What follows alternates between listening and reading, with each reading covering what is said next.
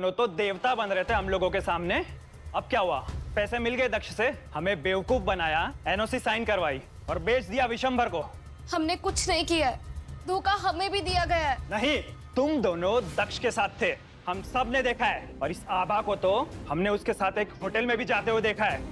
मैं आपसे हाथ जोड़कर माफी मांगता, पर मैं सबसे एक बात कहूं, जब तक मेरी सांस चल रही है तब तक मैं किसी का घर, किसी की जमीन नहीं जाने दूंगा। उसके लिए चाहे मेरी जान ही चुना चली जाए।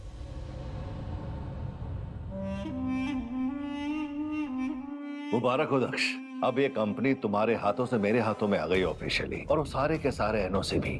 इस पर वहां बनेगा हमारा ड्रीम प्रोजेक्ट आईकॉन 7.0, इस देश का सबसे बड़ा रेजिडेंशियल, शॉपिंग और होटल कॉम्प्लेक्स। सारी की सारी चीजें एक ही जगह, और हम दोनों होंगे उस प्रोजेक्ट का फेस।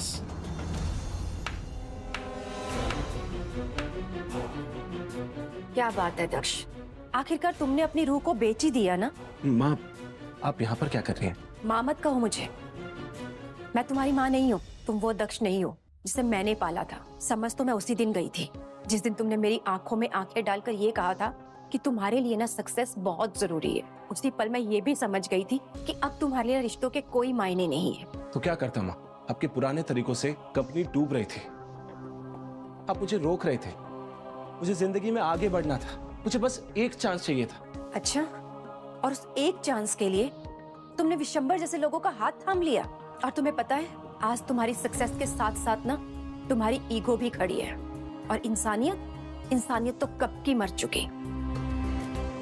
ठीक है माँ, जाइए, पर एक बात याद रखना, इमोशनल लोग जिंदगी में सिर्फ हारते हैं, और मैं जिंदगी में सिर्फ और सिर्फ जीतना चाहता हूँ।